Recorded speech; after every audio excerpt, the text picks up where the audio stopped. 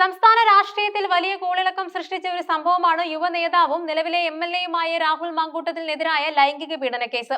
ഒരു യുവതി നൽകിയ പരാതിയുടെ അടിസ്ഥാനത്തിൽ പോലീസ് കേസെടുക്കുകയും തുടർന്ന് രാഹുൽ ജാമ്യം തേടി കോടതിയെ സമീപിക്കുകയും ചെയ്തതോടെയാണ് സംഭവം പുതിയ വഴിത്തിരിവിലെത്തിയത്. ഈ കേസിൽ ജാമ്യ ഹർജിയിലെ വാദം കേൾക്കൽ പൂർത്തിയായി വിധി പറയാനായി മാറ്റിയിരിക്കുകയാണ്. രാഷ്ട്രീയ ഭാവിക്ക് തന്നെ നിർണായകമായ ഈ കേസ് നിയമപരവും രാഷ്ട്രീയപരവുമായ നിരവധി ചോദ്യങ്ങൾ ഉയർത്തുന്നുണ്ട്. കേസിന്റെ സ്വഭാവവും രാഷ്ട്രീയ പ്രാധാന്യവും കണക്കിലെടുത്ത് ജാമ്യ ഹർജിയിലെ വാദങ്ങൾ നടന്നത് അടച്ചിട്ട കോടതി മുറിയിലാണ്. രാഹുലും പരാതിക്കാരിയും സംയുക്തമായി ഈ ആവശ്യം കോടതിയിൽ ഉന്നയിക്കുകയായിരുന്നു. കോടതി ഇത് അംഗീകരിക്കുകയും മറ്റുള്ളവരെ പുറത്തിറക്കി രഹസ്യമായാണ് വാദം കേൾക്കുകയും ചെയ്തത്. ഇത് കേസിന്റെ ഗൗരവം എത്രത്തോളം ഉണ്ടെന്ന് വ്യക്തമാക്കുന്നുമുണ്ട്. വാദം കേൾക്കലിന്റെ പ്രധാന ലക്ഷ്യം നിലവിൽ ഒളിവിലിരുന്ന രാഹുൽ മാങ്കൂട്ടത്തിന് ജാമ്യം അനുവദിക്കുമോ എന്നതായിരുന്നു. ജാമ്യ ഹർജിയിൽ രാഹുൽ മാങ്കൂട്ടത്തിന്റെ അഭിഭാഷകൻ ശക്തമായ പ്രതിരോധമാണ് കോടതിയിൽ ഉയർത്തിയത്. ഈ കേസിന്റെ അടിസ്ഥാനം തന്നെ രാഷ്ട്രീയ പകപോക്കലുകളാണെന്നാണ് പ്രതിഭാഗം വാദിച്ചത്. യുവതി നൽകിയിരിക്കുന്നത് രാഹുലിന്റെ രാഷ്ട്രീയ ജീവിതം നശിപ്പിക്കാൻ ലക്ഷ്യമിട്ടുള്ള വ്യാജ പരാതിയാണ്. കേസിന് പിന്നിൽ CPM BJP പാർട്ടികളുടെ ഗൂഢാലോചനയുണ്ടെന്ന് രാഹുൽ ആരോപിച്ചു. രാഹുലും യുവതിയും തമ്മിൽ ഉണ്ടായിരുന്നത് പരസ്പര സമ്മതത്തോടെയുള്ള ബന്ധമായിരുന്നെന്നും ബലാത്സംഗം എന്ന ആരോപണം നിലനിൽക്കില്ല എന്നും പറഞ്ഞു. സംസ്ഥാനത്ത് നിലനിന്നിരുന്ന ശബരിമല സ്വർണ്ണക്കൊള്ള പോലുള്ള വിഷയങ്ങളിൽ നിന്നും ജനശ്രദ്ധ തിരിക്കാനാണ് ഈ ആരോപണങ്ങൾ ഉന്നയിക്കുന്നത്.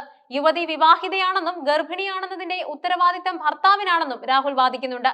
ഗർഭചിത്രം നടന്നത് യുവതി സ്വമേധയാ ഗുളിക കഴിച്ചതിനെ തുടർന്നാണ്. ഇതിൽ തനിക്ക് പങ്കില്ല എന്നും താൻ നിരപരാധിയാണെന്നും വാദിക്കുന്നുണ്ട്.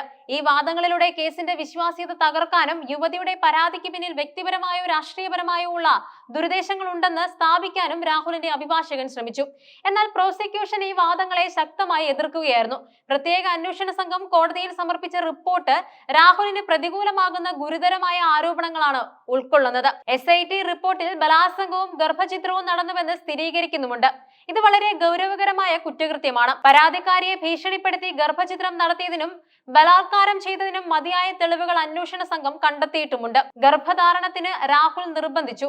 തുടർന്ന് അശാസ്ത്രീയമായ ഗർഭചിത്രത്തിന് പ്രേരിപ്പിക്കുകയും ചെയ്തുവെന്ന് പോലീസ് കോടതിയിൽ നൽകിയ റിപ്പോർട്ടിൽ പറയുന്നുമുണ്ട്. രാഹുൽ മാങ്കൂട്ടത്തിൽ സ്വാധീനമുള്ള ജനപ്രതിനിധിയായതിനാൽ ജാമ്യം അനുവദിച്ചാൽ പരാതിക്കാരിയെ ഭീഷണിപ്പെടുത്താനും തെളിവുകൾ നശിപ്പിക്കാനും സാധ്യതയുണ്ട്. അതിനാൽ ഒരു കാരണവശാലും ജാമ്യം അനുവദിക്കരുത്. കടുത്ത കുറ്റകൃത്യം നടന്നിട്ടുണ്ട് എന്ന പ്രോസിക്യൂഷന്റെ നിലപാട് രാഹുലിന് ജാമ്യം ലഭിക്കാനുള്ള സാധ്യതകളെ ഗണ്യമായി കുറയ്ക്കുന്നതാണ്. നെയ്യാറ്റിൻകര JFCM കോടതിയിൽ രേഖപ്പെടുത്തിയ പരാതിക്കാരിയുടെ രഹസ്യമൊഴി കേസിന്റെ നിർണായകമായ വഴിത്തിരിവാണ്. ഈ മൊഴിയിൽ പീഡനത്തിന്റെ വിശദാംശങ്ങളും രാഹുൽ നടത്തിയ ഭീഷണികളെ കുറിച്ചും വ്യക്തമാക്കുന്നുണ്ട്.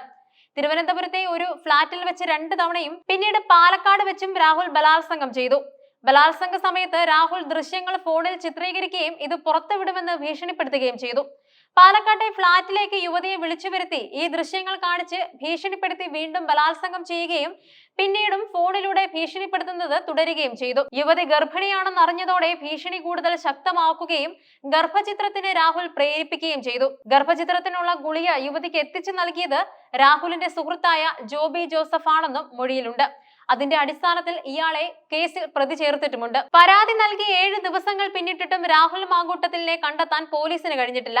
രാഹുൽ ബംഗളൂരുവിലാണെന്നാണ് പോലീസ് സംശയിക്കുന്നത്. ഈ കേസിൽ കോടതിയിൽ നിന്നുണ്ടാകുന്ന ഏത് നടപടിയും രാഹുലിന് വ്യക്തിപരമായും രാഷ്ട്രീയപരമായും ഏറെ നിർണായകമാണ്. കോടതി പ്രതികൂലമായ തീരുമാനമെടുത്താൽ അദ്ദേഹത്തിന് പാർട്ടിയിൽ നിന്നും പുറത്താക്കപ്പെടാനും MLA സ്ഥാനം നഷ്ടമാവാനും സാധ്യതയുണ്ട്. ജാമ്യ ഹർജിയിലെ വാദം കേട്ട ശേഷം കൂടുതൽ വ്യക്തത വരുത്തുന്നതിനായി ഒരു രേഖ കൂടി ഹാജരാക്കാൻ കോടതി പ്രോസിക്യൂഷനോട് ആവശ്യപ്പെട്ടിട്ടുമുണ്ട്. നിലവിൽ കേസിൽ വിധി പറയാൻ മാറ്റിയിരിക്കുകയാണ്. വിധി പ്രസ്താവിക്കുന്ന നിമിഷം രാഹുലിന്റെ രാഷ്ട്രീയ ഭാവിയെ സംബന്ധിച്ച് നിർണായക വിധി എഴുത്താകും.